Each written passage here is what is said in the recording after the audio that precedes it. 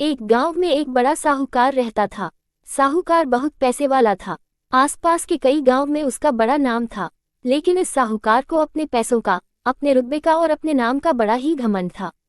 वह अपने नाम को बनाए रखने के लिए बहुत ज्यादा सोचता था और बिना किसी के भावनाओं की कद्र किए वो सब करता था जो उसे लगता था कि करना चाहिए। साहूकार को कई सालों बाद एक संतान प्राप्ति हुई थी। साहूकार ने अपने इस खुशी को मनाने के लिए अपने घर पर एक बहुत बड़ा कार्यक्रम रखा, जिसमें उसने आसपास के गांव के सभी श्रीमंत लोगों को और सिर्फ ऐसे रिश्तेदारों को जो पैसे वाले थे बुलाया था। पास के ही गांव में साहूकार की खुद की सगी बहन भी रहती थी। क्योंकि इन दिनों उसकी आर्थिक परिस्थिति कुछ अच्छी नहीं थी, इसलिए उसने अपनी बहन को तक इस कार्यक्रम के लिए नहीं बुलाया।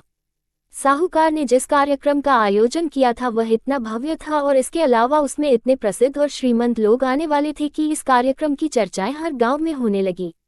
ये खबर उस साहूकार की बहन तक भी पहुंच गई। बहन को ये जानकर बहुत ज्यादा खुशी हुई कि इतने सालों बाद उसके भाई को आखिरकार संतान सुख प्राप्त हो ही गया। बहन ने सोचा कि भाई गलती से उसे इस बारे में बताना भूल गया होगा और अपनों को भला कोई न्योता देता है। भोली बहन ने अपने भाई के यहाँ उस कार्यक्रम में जाने की तैयारियां शुरू कर दी। जिस दिन वह कार्यक्रम था उस दिन बहन सुबह सुबह ही अपने भाई के घर जाने के लिए निकल पड़ी। रास्ते में अपने पुराने मैले कपड़े देख उसे ख्याल आया कि अगर किसी और के घर जाना होता तो मैं ऐसे कपड़ों में जाने की सोचती भी नहीं, लेकिन मैं तो मेरे अपने घर, मेरे मायके जा रही हूँ, वहाँ मुझे ये सब सोचने की कोई जरूरत नहीं है। जैसे ही वह अपने मायके पहुंची, वहां का भव्य आयोजन देखकर वह बहुत खुश हो गई और उसे अपने भाई पर बहुत गर्व हुआ। वहां पर वह जल्दी से जल्दी अपने भाई को मिलकर उसकी खुशी में शामिल होना चाहती थी। वह तुरंत सीढ़ियां चढ़कर घर के अंदर प्रवेश कर गई। उसने देखा कि उसका भाई मेहमान के तौर पर आए सभी धनाढ्य और नामी लोगों का स्वागत करने में व्यस्त है। बहन जैसे ही अपने भाई की तरफ उससे मिलने के लिए बढ़ी, उसके भाई की नजरें उस पर पड़ गई और अपनी बहन को ऐसे मैले पुराने कपड़ों में देखकर भाई ने उससे मिलना तो दूर बल्कि तुरंत बहाना बनाकर वहां से निकल गया। बहन ने सोचा इतने लोगों में बेचारा अकेला भाई क्या क्या करे, जरूर उसे कुछ काम याद आया होगा, इसलिए वहां से चला गया होगा। बहन बाद में अपनी भाभी से मिलने गई। भाभी ने उसका स्वागत किया और उसे खाना खाने के लिए आग्रह किया। बहन ने सोचा ठीक है, पहले खाना खा लेती हूँ, फिर बाद में आराम से भाई से मिल लूंगी। बहन खाना खाने के लिए पंगत में बैठी। साहूकार भाई ने देखा कि अपने सभी धनवान मेहमानों के बीच उसकी गरीब बहन बैठी हुई। सभी कीमती पोशाक पहने लोगों के बीच उसकी बहन जो पुराने मेले कपड़े पहनकर बैठी थी, यह साहूकार से देखा नहीं गया। उसने अपनी बहन को अपने पास बुलवाया, भला बुरा सुनाया और वहां से जाने के लिए बोला।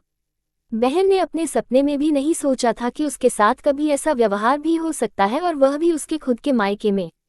अपना अपमान होने के बाद बहन तुरंत अपने घर ससुराल जाने के लिए चल पड़ी। बहन इस बात को पचा ही नहीं पा रही थी कि उसके अपने भाई ने उसके साथ इतना बुरा व्यवहार किया। उसकी आंखों से आंसू नहीं थम रहे थे। रास्ते में उसे अपनी पुरानी दोस्त मिली। उस दोस्त ने उसे रोने का कारण पूछा। हालांकि बहन उसे कुछ भी नहीं बताना चाहती थी, लेकिन दोस्त के बार बार पूछने पर उसने उसके साथ हुई सारी घटना उसे बता दी। उसकी दोस्त एक समझदार महिला थी और काफी प्रैक्टिकल सोचने वाली थी। उसने कहा, अगर तुम मेरी बात मानो तो एक दिन तुम्हारा भाई खुद तुम्हें अपने यहाँ बुलाएगा और तुमसे माफी मांगेगा। बहन ने उसे कहा कि मैं तुम्हारी हर बात मानूंगी, बताओ मुझे क्या करना होगा। दोस्त ने कहा कि तुम इस अपमान को, इस दुख को एक दिशा दे दो और कोई गृह उद्योग शुरू कर दो। उसमें इतनी मेहनत करो कि उस काम में तुमसे अच्छा कोई भी ना हो। बहन को अपने दोस्त की बात सही लगी। उसने घर पहुंचकर अपने आंसू पोंछकर उसी दिन से एक गृह उद्योग शुरू किया। उसने दिन रात मेहनत की, अपने साथ गई और गांव की महिलाओं को जोड़ा और देखते ही देखते उसका गृह उद्योग चल पड़ा। कुछ ही सालों में आसपास के 50 गांव में उसका नाम और रुतबा काफी बढ़ गया और अब वह पैसों के मामले में अपने भाई से भी ज्यादा बड़ी बन गई।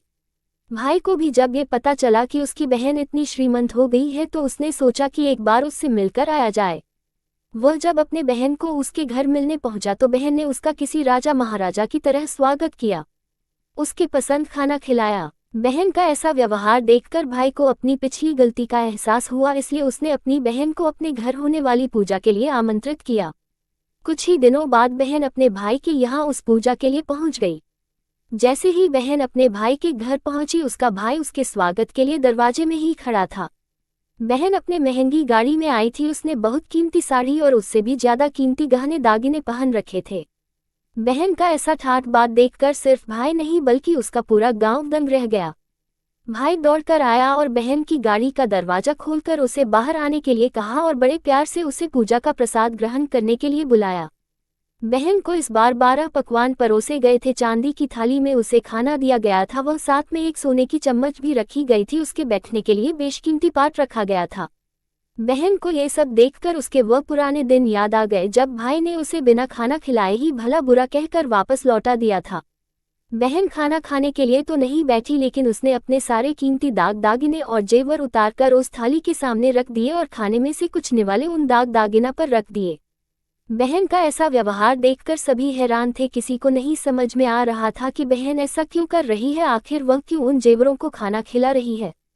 जब सभी ने उससे पूछा कि वह क्यों ऐसा कर रही है, तब बहन ने सबके सामने बताया कि आज जो उसका इतना मान सम्मान हो रहा है वह दरअसल उसका नहीं, उसके इन्हीं कीमती दागिनों और कपड़ों का हो रहा है। क्योंकि मैं तो अभी भी वही पुरानी साहूकार की बहन ही हूँ, अगर कुछ बदला है तो वह मेरी परिस्थिति है, मेरे कपड़े और गहने हैं। भाई ने अपनी गलती का एहसास होने पर इस बार अपनी बहन के पैर पकड़कर माफी मांगी। बहन जो पहले भी अपने भाई से निस्वार्थ प्रेम करती थी, उसने अपने भाई को माफ कर दिया और उसे गले से लगा लिया। दोस्तों, पैसे सिर्फ हमारे जीवन को सरल बनाने के लिए है, जबकि रिश्ते जीवन में मिले किसी वरदान की तरह है। अगर उन्हें सच्चे मन से और निस्वार्थ भाव से निभाए जाए। पैसे खर्च हो जाए तो आप बाद में भी कमा सकते हैं, मगर रिश्ते खर्च हो जाए, टूट जाए तो दुनिया का सारा धन भी आपको उन्हें वापस नहीं दिला सकता।